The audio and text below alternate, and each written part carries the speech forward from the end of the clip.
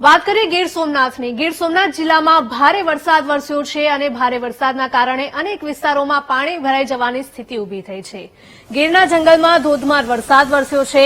ભારે વરસાદથી વિસ્તારના જળાશયો છલકાયા હતા। પ્રસિદ્ધ બાણેજ તીર્થમાં નદીએ રૌદ્ર સ્વરૂપ ધારણ કર્યું હતું। પાણી ભરાઈ જવાથી અદભુત નજારો સર્જાયો હતો। પાણીના પ્રવાહે ધોધનું સ્વરૂપ ધારણ કર્યું હતું। તો દ્રશ્યો સામે આવ્યા છે ગીર સોમનાથ જિલ્લામાંથી કે જ્યાં ભારે વરસાદના કારણે નયનરમ્ય દ્રશ્યો પણ જોવા મળ્યા હતા। ગીરના જંગલમાં ધોધમાર વરસાદ વરસી રહ્યો છે। ભારે વરસાદથી વિસ્તારના જળાશયો છલકાયા છે। પ્રસિદ્ધ બાણેજ તીર્થમાં નદીએ રૌદ્ર સ્વરૂપ ધારણ કર્યું હોય તેવા દ્રશ્યો સામે આવ્યા છે। પાણીના ધસમસતા પ્રવાહના આ દ્રશ્યો મન મોહી લે તેવા છે અને જેના કારણે અદભુત નજારો પણ સર્જાયો છે। પાણીના પ્રવાહે ધોધનું સ્વરૂપ ધારણ કર્યું હોય તેવા દ્રશ્યો જોવા મળ્યા હતા।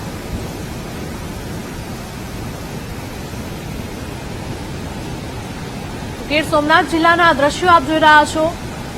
પાણીની ભરપૂર આવક થઈ છે જેના કારણે નદી નાળા છલકાયા છે। નદીનો આ ધસમસતો પ્રવાહ અહીંના પ્રવાસીઓનું મન મોહી લે તેવા છે। અહીંયા દૂર દૂરથી પ્રવાસીઓ પણ આવી રહ્યા છે।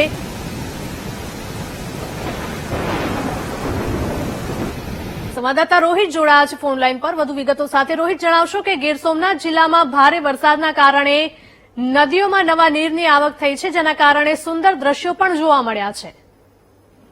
ચોક્કસથી ખાસ કરીને જે ગીર અને મધ્ય ગીરની અંદર જે અતિ ભારે વરસાદ છે ગઈકાલનો જે પડી રહ્યો છે તેને લઈને આખું ગીર પંથક છે તે પાણીથી તરબોળ થયો છે। ત્યારે ખાસ કરીને ગીરની અંદર જે નાના મોટા જે ધોધ છે તે પણ વહેતા રહ્યા છે। તેની સાથોસાથ જે બાણેજ ગીર ખાતેથી જે નદી જે પસાર થઈ રહી છે તેથી નદીની અંદર જે પાણીનો પ્રવાહ છે તે અતિશય પ્રમાણમાં આવી ગયો છે અને આહલાદક દ્રશ્ય હાલ બાણેજ ખાતે જોવા મળી રહ્યા છે। ત્યારે આખું ગીર તો લીલુંછમ બન્યું છે પરંતુ જે ગીરની અંદર જે મેઘરાજા જે વરસી રહ્યા છે તેને લઈને જે ગીરના નદી નાળાઓ છે તે પણ હાલ છલકાયા છે।